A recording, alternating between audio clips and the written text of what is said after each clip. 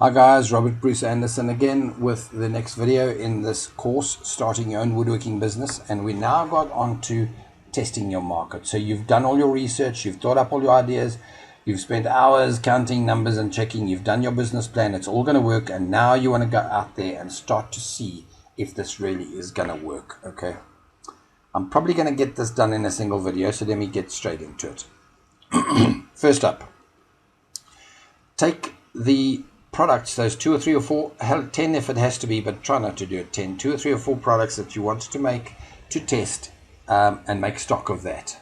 Okay, allow the fact that you are going to be putting money into an item that might not sell. Now remember, you've done your research and the chances are that you've got a bestseller on your hands. So now it depends on your skills in making it in such a high quality that people are happy to pay that price. By the way, if you're going to make a quick knock together with nails thing out of crates, those crates that you get, what are they called? It doesn't matter.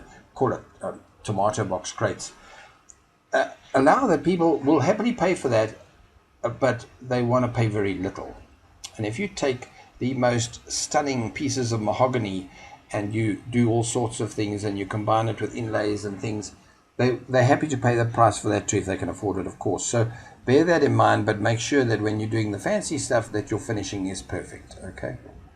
Now, you're going to, basically on here, you're going to make this stock, initially a single piece or 2 of each one, and you're going to then test it on places. You're going to test it with family and friends, store owners, stuff I'm going to talk about here.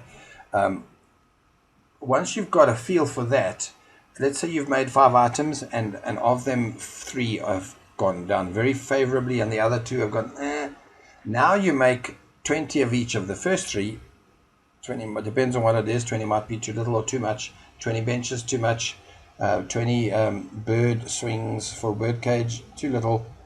But you make stock, okay, and you will then take that one to the next one, which is craft market. So let's just jump back to the size versus cost.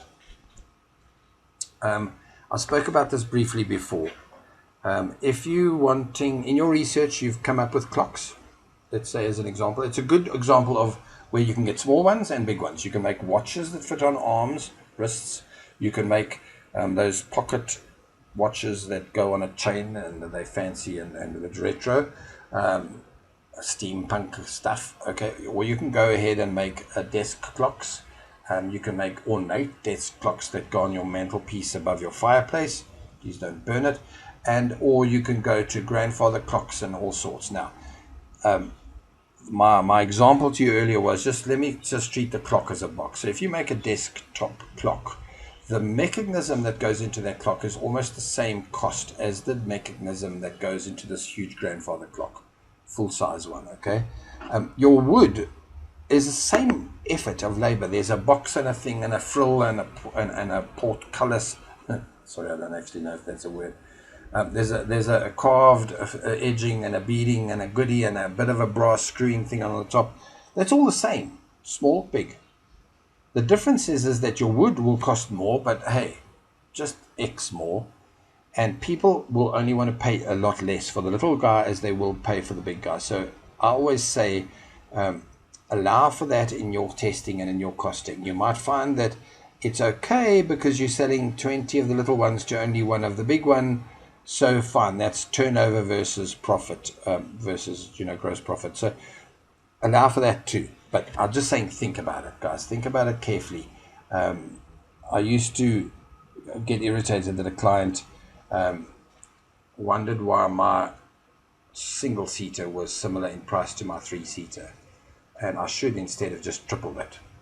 So that they think, okay, 1, 2, 3 times the price, cool. Instead, I kind of, costed it so they were more accurate, and then it used to get me into trouble. Okay, so now you've made your stock. You've made 2 or 3 pieces of each one of the 5 things you've made. You take those 15 things, you take it to every single friend, family, person that vaguely got an interest in it and say, what do you think of this? How much do you think it can sell for? That feedback you get is amazing because you're bouncing it off of people that have no idea. They've done no research. So you put this bamboo clock into their hands and say, what do you think? And they say, wow, lovely. How much would you pay for that? And without any thought, now I'm going to do this in rands, They're going to think, okay, that's, I don't know, 300 Rand. And meantime, you wanted to sell it for 3,000 Rand. Make a note of that, because that perception of people is hard to change. If they think, one person, two people, three people think it should be cheap, then you've got a problem. But if they think it should be expensive, then you're in the pound seats. That feedback is huge.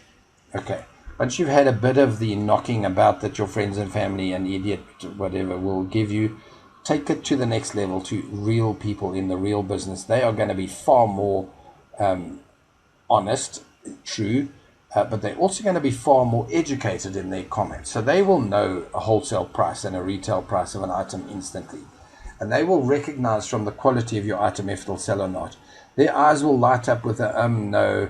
Let me give you two examples of my own history. When I did my own art, I was an artist, and I took my art to a gallery, which was very brave of me, because I know I'm not that good an artist. He basically wrote me off because my frames weren't done with a 45-degree corner. I used a square block system, and I thought it was really crafty and chunky and cool. And his comment was, that was the most ugliest thing I've ever seen. No, go away. Okay, now take another product I had. I did screen printing, and I had all of these cool bags in stock. Exactly what I'm telling you now, I did then. I took all these screen printed curio. Remember, I'm in South Africa, so I did them all as for tourists. Curio related gift items, bags,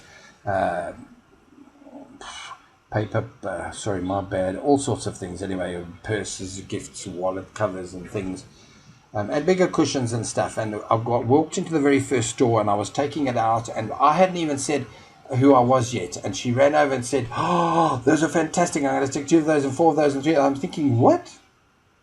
And I just kept hauling them out, and she kept saying, how many? Oh, you got to tell me the price. I said, I'm going to get to them, and she said, oh, I only need 20 of these, and it was amazing. The order that she placed with me shocked me, that I could walk in and get it so easily, because it was exactly what she wanted, and she was happy to pay the price, whatever it was going to be. And it turned out I was well within that. I was too cheap at the time. All cool. It was a perfect way to test the market. So that was through store owners. Okay. So I highly suggest at that level that you've done that. Now, once you've had your input from friends, family, and store owners, then you can run that one to the next level, which is where you physically take what they've given you good results on, or good marks on, good comments, good reviews, and you make bigger and better stock of that. So if they loved your ornate desktop clock and said this is going to sell well, by the way, here's a problem. Taking it to the craft market, you might not have a craft market perfect product. But if it's not craft markets, then do mall space. Take it to where it fits, but it's cheap to test. And don't skimp on your first few markets. Guys, sorry to tell you this. It can be so demoralizing when you pitch up at a craft market with your products, and at the end of the day, you've paid for lunch, and you've paid for the fuel and the cost of the booking your booth or your stall, and you've gone away and you've sold less than even those costs. There's not even any profit. You've made a fat loss. It's so demoralizing, and part of that is because you never knew how to market on craft markets. Let me tell you the biggest tip by far. Take a huge mountain of stock, and you will sell 30 times more than if you took too few things. So pitch up at a market with 5 clocks, put them on a table with a tablecloth, and people are going to say, oh, these are lovely, and not one person's going to buy it. Take instead a display system that is brilliant in how it shows off the clocks, and it shows off all 60 clocks that you've made, and behind it they can see that you've got a pile of another. Okay, 60 clocks will be expensive, I get that, but I'm just saying there's a perfect situation. And behind that you've got a pile of another 60 clocks in all variety of colors, in boxes, and ready for them to take away. People will come in and say, oh, these are so cool, and then they'll see, oh, there's only 2 purple ones left, or 2 of them with the birds inlaid, or whatever it is, and they're going to buy. And you're going to get your sales because you had a lot of stock. And you're going to walk away from that market thinking, wow, this is easy. But it was dependent on you having a nice variety of a highly sellable product and enough stock of it on the market. Okay, I'm at 9 minutes, so let me start to tidy it up. Your next and most important thing then is that you've now basically in business. Even though I say here you are in business, you are kind of already selling.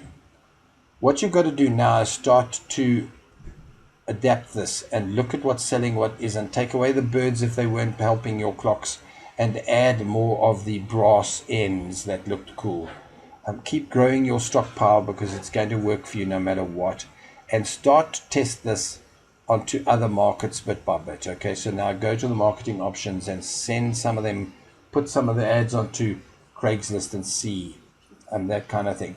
By the way, at this point you should, let's go here, but I'll mention it. You should have started your website around about now, because now you know what's working and what you're going to sell.